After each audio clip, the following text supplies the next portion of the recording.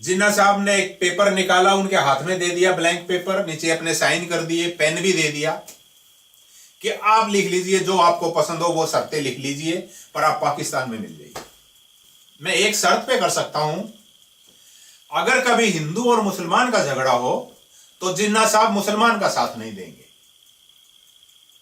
ऐसा बीपी मेनन लिखते हैं अपनी किताब में। लॉर्ड माउंटबेटन थोड़ी देर के लिए बाहर गए, उस टाइम पे महाराज ने अपना रिवॉल्वर निकाल के और मेनन पे तान दिया कि मैं तुम्हारी मर्जी से नहीं लिखूंगा, मैं जो लिखना है। मेनन साहब लिखते हैं कि मैंने उनको कहा कि बच्चों की तरह हरकत मत करो, अब आप साइन कर चुके हो, मुझे मार देने से आपके साइन वापस नहीं आ जाएंगे।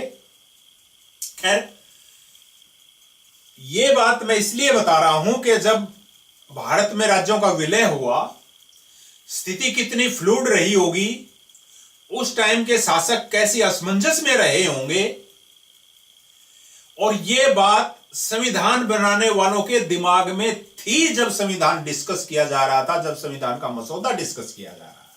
नमस्कार दोस्तों, आज जो विषय हम करेंगे उसका संबंध इंडियन पॉलिटी से है, और इसमें हम ये देखेंगे कि इंडिया में कानून कैसे बनता है, विधान कैसे बनता है।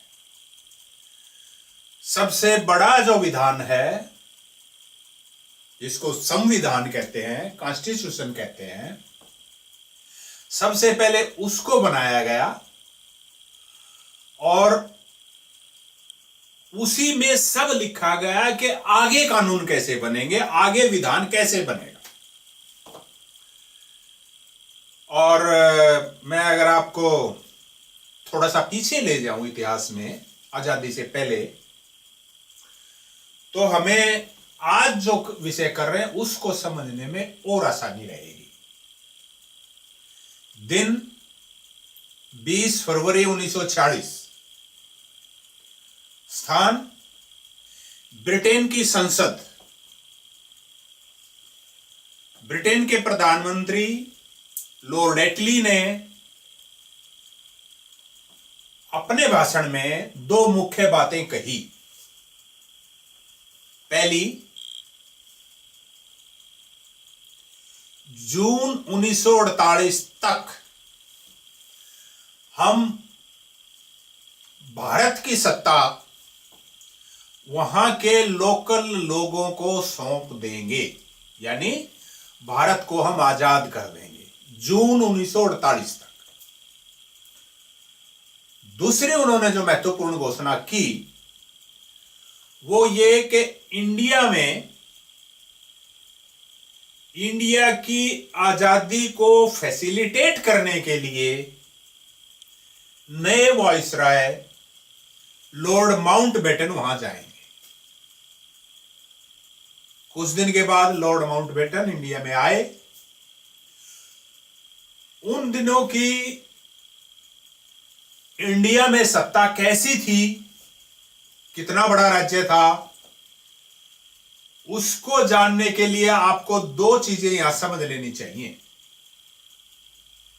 पहला कि राजा क्या होता है, किंग क्या होता है, और दूसरा सम्राट क्या होता है, एम्परर या एम्प्रेस क्या होता है। देखिए, किसी जगह पर, किसी भू क्षेत्र पर किसी की जब प्रभु सत्ता होती है, यानी उस एरिया में कोई वो कुछ भी करे, वो आदमी वो वहां का राजा कहलाता है। जब कई राजा एक साथ हों, उनमें कुदरती बात है आपस में प्रतिद्वंदता रहेगी एक दूसरे पर कब्जा करने के लिए, एक दूसरे पर अपनी श्रेष्ठता साबित करने के लिए। कुछ दिनों की हलचल के बाद धीरे धीरे उनको पता लग जाता है, या आक्रमण करके जो मजबूत राजा है वो बता देता है सबको कि मैं सबसे मजबूत हूं। जिस क्षण दूसरे राजा ये मान लें कि हां तू सबसे मजबूत है, हमने मान लिया, तो वो उनका सम्राट कहा जाता है सबका। यानी एक सम्राट के अधीन कई राजा हो सकते हैं, वो उसके बड़प्पन को मानते हैं, उसके प्रभुत्व को मानते हैं, बदले में उसको कुछ राशि भी देते हैं, वार्षिक या मासिक। तो वो सम्राट हुआ। जैसे ब्रिटेन की जो राजा था या रानी थी, वो सम्राट थे। इंडिया में जब वो आए थे और जब उन्होंने धीरे धीरे करके, पहले ईस्ट इंडिया कंपनी ने कुछ एरिया को अपने अंदर करना शुरू किया, रूलर बनना शुरू किया, बाद में ईस्ट इंडिया कंपनी से वो पूरा शासन ब्रिटेन की सरकार के हाथों में चला गया, तो ब्रिटेन की महारानी यहां की साम्राज्ञी बनी, एम्प्रेस बनी। यहां जो राजा थे वो उसके अधीन हुए। लेकिन भारत का, उस समय के भारत का जितना पूरा एरिया था, यहां पर क्लिक करेंगे तो आपको मैप मिल जाएगा उस समय का। उससे आप देखेंगे कि कुछ एरिया ब्रिटेन के सीधा अधीन था, उसमें कोई और राजा नहीं था। और ऐसा एरिया कोई 60% के आसपास था उस टाइम के भारत के एरिया के। बाकी जो 40 या 43% एरिया था, उसमें राजा थे, कुछ बड़े कुछ छोटे। कुछ तो इतने बड़े थे जितना आज का जर्मनी है, कुछ इतने छोटे थे कि कुछ ही एकड़ पे उनका अधिकार था। लेकिन प्रिंसेसली स्टेट्स या प्रिंसेसली एस्टेट्स या जागीरदार या जमींदार, तालुकदार, ठेकेदार, ठाकुर, ऐसा उनको बोला जाता था। इनकी संख्या 500 और 600 के बीच में थी, लगभग 572।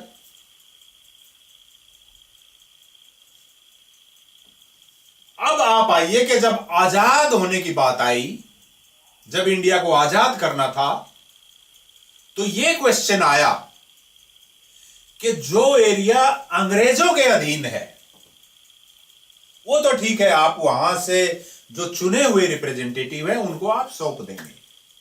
लेकिन जो ऐसे राजाओं के अधीन है जिन्होंने ब्रिटेन की प्रभुता को माना हुआ है, उन राजाओं का क्या होगा? उनके साथ तो अब ब्रिटेन की संधि है कि डिफेंस, कम्युनिकेशन को छोड़कर एक आध और विषय, बाकी वो अपने क्षेत्र में कैसे भी राज चलाएं, वो पूरी तरह स्वतंत्र थे।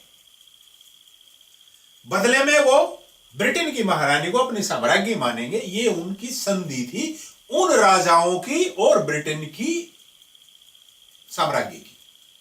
अब उस संधि को क्या होगा, वहां पर किसकी सरकार होगी, वो किसको सौंपी जाए? कुदरती बात है, वो राजाओं को सौंपनी चाहिए संधि के हिसाब से।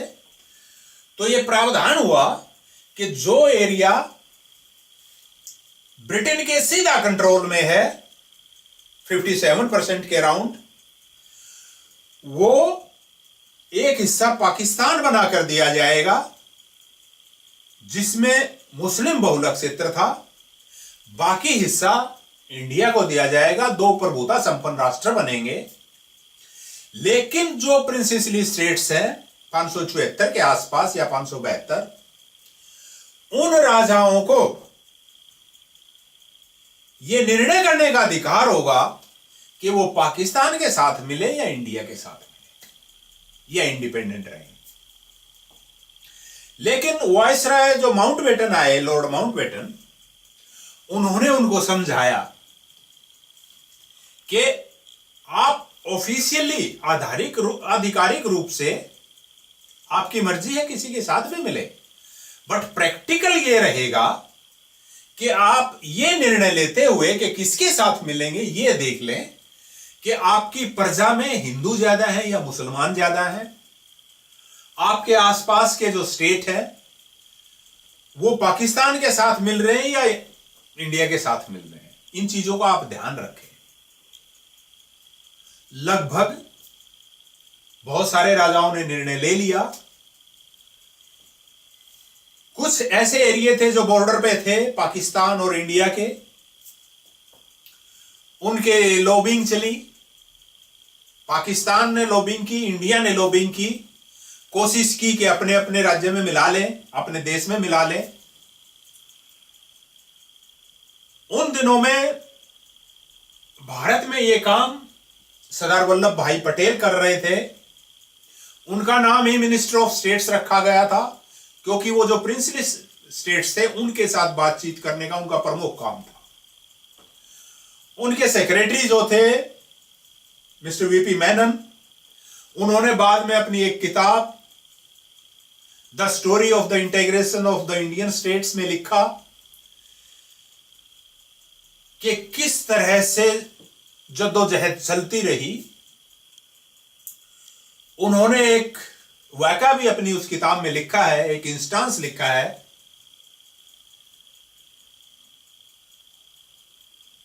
कि एक स्टेट उन्होंने बताया, जोधपुर बॉर्डर लाइन पे था। जोधपुर के महाराजा हनुमंत सिंह के साथ नेगोशिएशन चल रही थी, वो डिसाइड नहीं कर पा रहे थे कि किसके साथ मिले। मोहम्मद अली जिन्ना कायदे आजम जो पाकिस्तान के थे, उन्होंने उनको ऑफर किया कि भाई आप अपनी शर्तें बताइए। जिन्ना साहब ने एक पेपर निकाला, उनके हाथ में दे दिया, ब्लैंक पेपर, नीचे अपने साइन कर दिए, पेन भी दे दिया कि आप लिख लीजिए, जो आपको पसंद हो वो शर्तें लिख लीजिए, पर आप पाकिस्तान में मिल जाइए। उनके साथ जो गए हुए थे, शायद जैसलमेर या बीकानेर के दूसरे जो राजकुमार थे, उनसे उन्होंने पूछा कि ये देखो कितना अच्छा ऑफर है, हम अपनी मर्जी से जा सकते हैं, अपनी मर्जी से शर्तें तय कर सकते हैं, आप साइन करेंगे मेरे साथ? उन्होंने कहा कि नहीं, मैं एक शर्त पे कर सकता हूं, अगर कभी हिंदू और मुसलमान का झगड़ा हो तो जिन्ना साहब मुसलमान का साथ नहीं देंगे। साफ मतलब था कि मना कर रहे हैं। तो महाराज जो हनुमंत सिंह थे, वहां से समय लेके आ गए कि मैं कल आऊंगा। 3 दिन तक नहीं गए। बाद में शायद वहां के जो प्रजा थी वो बहुमत हिंदुओं का था, कहीं से दबाव बढ़ा, भारत सरकार भी अपना दबाव नेचुरली बढ़ा रही होगी। दिल्ली आ गए, माउंटबेटन ने उनको समझाने की कोशिश की और मिस्टर मेनन बैठे थे, माउंटबेटन उनको समझा रहे थे महाराजा को, और महाराजा शर्तें लिखी जा रही थी, वीपी मेनन लिख रहे थे। जब पूरा हो चुका, महाराजा ने साइन किए, बात खत्म हो गई। ऐसा वीपी मेनन लिखते हैं अपनी किताब में। लॉर्ड माउंटबेटन थोड़ी देर के लिए बाहर गए। उस टाइम पे महाराज ने अपना रिवॉल्वर निकाल के और मेनन पे तान दिया कि मैं तुम्हारी मर्जी से नहीं लिखूंगा, मैं जो लिखना है। मेनन साहब लिखते हैं कि मैंने उनको कहा कि बच्चों की तरह हरकत मत करो, अब आप साइन कर चुके हो, मुझे मार देने से आपके साइन वापस नहीं आ जाएंगे। खैर, ये बात मैं इसलिए बता रहा हूं कि जब भारत में राज्यों का विलय हुआ, स्थिति कितनी फ्लूइड रही होगी, उस टाइम के शासक कैसी असमंजस में रहे होंगे, और ये बात संविधान बनाने वालों के दिमाग में थी जब संविधान डिस्कस किया जा रहा था, जब संविधान का मसौदा डिस्कस किया जा रहा था। इसीलिए उन्होंने ये सुनिश्चित किया संविधान में कि भारत में जितने भी राज्य होंगे उनकी यूनियन एक इंडिया बनेगा, उनका एक संघ बनेगा भारत, और उस संघ के राज्यों को बाद में अलग होने का अधिकार नहीं होगा। ऐसा नहीं है कि वो कुछ दिन बाद कहें कि हम भारत में नहीं रहते, हम तो अलग होंगे या पाकिस्तान में मिलेंगे, ये अधिकार नहीं होगा उनको।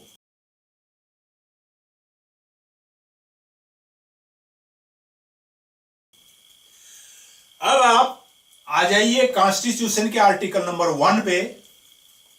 आर्टिकल नंबर 1 में लिखा है India shall be A union of states. राज्यों की एक संघ होगा इंडिया। अब वो राज्य क्या है, मैंने बताया था कि वो राज्य थे आजादी के बाद उनको 574 जो थे उनमें से खैर मेरे ख्याल में 10-15 राज्य पाकिस्तान के साथ मिल गए थे, बाकी जो बचे थे वो इंडिया के साथ मिले थे। आजादी के बाद उतने नहीं रहे, उनको 4 कैटेगरी में बना दिया गया, पर उनको नाम स्टेट ही दिया गया।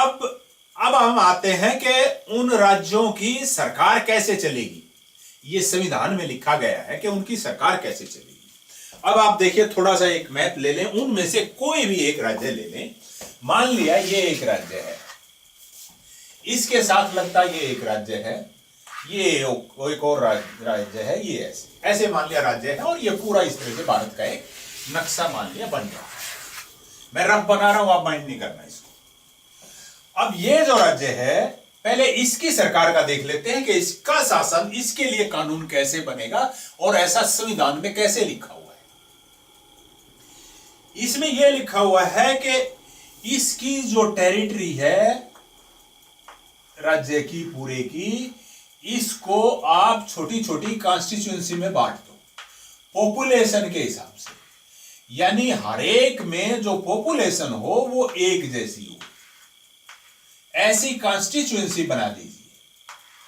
और जब ये कॉन्स्टिट्यूएंसी बन जाएंगी, इनमें से हर एक कॉन्स्टिट्यूएंसी से इतने सदस्य हों कि उसमें रहने वाली लोगों का अनुपात एक जैसा हो। यानी अगर एक कॉन्स्टिट्यूएंसी में 2 लाख लोग हैं, इस कॉन्स्टिट्यूएंसी में 4 लाख लोग हैं, तो इस कॉन्स्टिट्यूएंसी से 2 आदमी आ जाएं, और इससे अगर 1 आ रहा है तो, और अगर इससे 2 आ रहे हैं तो इससे 4 आ जाएं। ये मतलब है, यानी जो सदस्य आएंगे, जो कानून बनाने के लिए आएंगे, उनका जो संख्या है वो उस कॉन्स्टिट्यूएंसी की जो जनसंख्या है उसके अनुपात में होनी चाहिए। इस तरह से हर कॉन्स्टिट्यूएंसी से लोग चुन के आएंगे और वो एक सभा में बैठेंगे। मान लिया यहां पर एक हाउस बनाया गया, यहां पर एक बैठक का स्थान बनाया गया इनका, इसके अंदर आप ये बैठ के और कानून बनाएंगे। ये सब आके एक एक आएगा, सब जगह से। शुरू में 1 से ज्यादा आता था किसी कॉन्स्टिट्यूएंसी से, उसके साइज पे डिपेंड करता था। बड़ी कॉन्स्टिट्यूएंसी है तो उसमें से 1 से ज्यादा मेंबर आते थे, मल्टी मेंबर कॉन्स्टिट्यूएंसी होती थी। आज के दिन जो स्थिति है वो ये है कि हर कॉन्स्टिट्यूएंसी से 1 सदस्य आता है राज्य के लिए, और ये जहां बैठते हैं इसको विधानसभा कहते हैं। विधानसभा,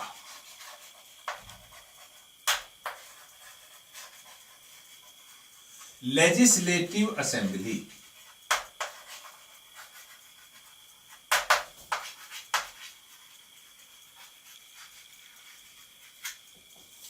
और इसका जो मेंबर है, जो ये अलग अलग कॉन्स्टिट्यूएंसी से जाते हैं, उसको बोलते हैं member of legislative assembly. Legislative assembly, या शॉर्ट में इसको एमएलए भी बोलते हैं। तो एमएलए हर राज्य में मिलेंगे, राज्य की राजधानी में बैठेंगे। जिस जगह वो बैठते हैं विधान बनाने के लिए, कानून बनाने के लिए, उसको लेजिस्लेटिव असेंबली बोलते हैं। 8 राज्य ऐसे हैं जहां पर इस एक हाउस की बजाय एक और हाउस है, 2 हाउस हैं इनके विधान बनाने के लिए। एक को लेजिस्लेटिव असेंबली ही कहते हैं क्योंकि ये तो सब में है, हर राज्य में है।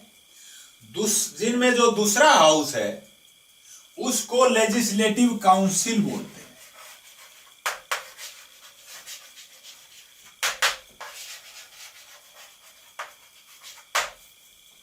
इसका जो मेंबर होगा उसको एमएलसी बोलते हैं। 8 राज्य हैं ऐसे जिनके अंदर लेजिस्लेटिव काउंसिल भी है। उत्तर प्रदेश, आंध्र प्रदेश, मध्य प्रदेश 3, महाराष्ट्र 4, बिहार 5, कर्नाटक 6, तेलंगाना 7 और मुझे 8वां याद नहीं आ रहा, पर 8 राज्य ऐसे हैं जिनके अंदर लेजिस्लेटिव काउंसिल है। लेजिस्लेटिव असेंबली में जो सदस्य जाते हैं कॉन्स्टिट्यूएंसी से, वो उस कॉन्स्टिट्यूएंसी के जो मतदाता हैं, वोटर्स लिस्ट में जिनके नाम हैं, वो वोट डालकर अपना एक प्रतिनिधि भेजते हैं लेजिस्लेटिव असेंबली में। लेजिस्लेटिव काउंसिल में जो लोग जाते हैं वो वहां के अलग अलग ग्रुप बना हुआ है। कुछ टीचर्स जो होते हैं वो चूज करते हैं, कुछ वहां के जो 3 साल पुराने ग्रेजुएट्स हैं वो चूज करते हैं, कुछ डिस्ट्रिक्ट बोर्ड से जाते हैं, कुछ मनोनीत भी करते हैं राज्यपाल। तो इस तरह से लेजिस्लेटिव काउंसिल में सदस्य होते हैं। विधान में प्रोविजन है कि लेजिस्लेटिव असेंबली में जो सदस्य होंगे किसी भी राज्य की, वो 500 से ज्यादा नहीं होंगे और 60 से कम नहीं होंगे। बड़ा राज्य है तो नेचुरली ज्यादा होंगे। जैसे उत्तर प्रदेश में सबसे ज्यादा है, लेजिस्लेटिव असेंबली में 403 सदस्य हैं। आपको पता ही है अभी इलेक्शन हुए हैं कल, तो वो 403 की बजाय 73 कॉन्स्टिट्यूएंसीज के इलेक्शन हुए हैं। 73 ले लो, उनमें से उनके अभी हो गए हैं कल, बाकियों के अभी होने हैं, कई स्टेजेस में होने हैं। धीरे धीरे करके पूरी 403 कॉन्स्टिट्यूएंसीज के इलेक्शन उत्तर प्रदेश में अब हो जाएंगे। वो अपने एमएलए चूज कर रहे हैं, वहां से वो जो एमएलए होंगे वो विधान बनाएंगे अपने राज्य के लिए, उत्तर प्रदेश के लिए। इसी तरह से हर स्टेट के जो मतदाता हैं वो अपने लिए एक विधानसभा के सदस्यों को चुनते हैं। ये हुआ विधानसभा के बारे में। राज्य की सरकार, अब यह महसूस किया गया कि जब तक इन राज्यों पे एक कंट्रोल नहीं होगा, कुछ ऐसे विषय होने चाहिए कि वो सभी राज्यों पे लागू हों। जैसे डिफेंस, हर राज्य अपनी डिफेंस के लिए अपनी फौज नहीं रख सकता, कैसे रखेगा? वो तो आपस में ही लड़ते रहेंगे। इसलिए फौज पूरे देश की होनी चाहिए, सभी राज्यों की एक कॉमन फौज होनी चाहिए, करेंसी सबकी एक ही होनी चाहिए। इस तरह से लिस्ट बना दी गई कि कौन से ऐसे सब्जेक्ट हैं जिन पे राज्यों की विधानसभाएं कानून बना सकती हैं।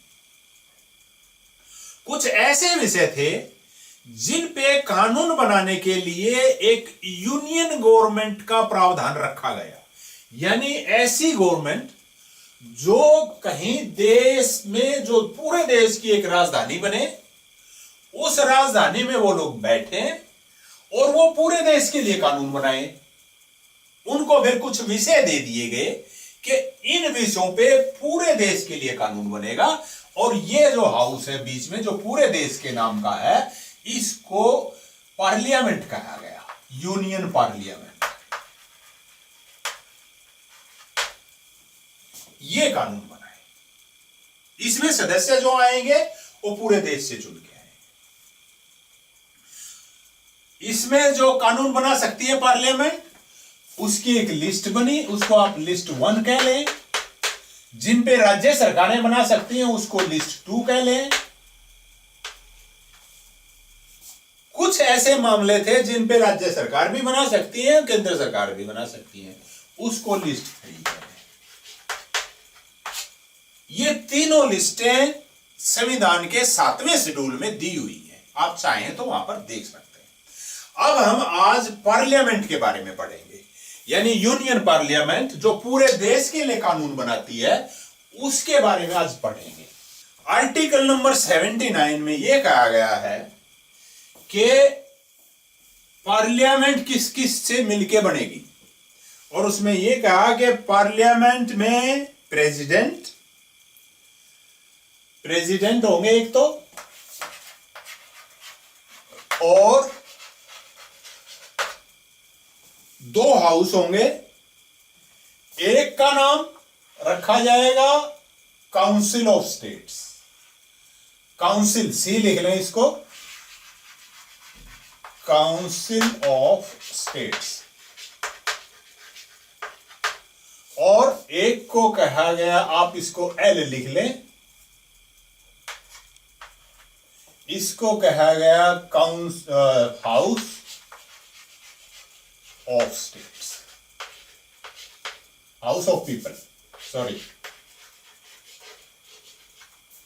ये हाउस ऑफ पीपल है, ये काउंसिल ऑफ स्टेट्स है।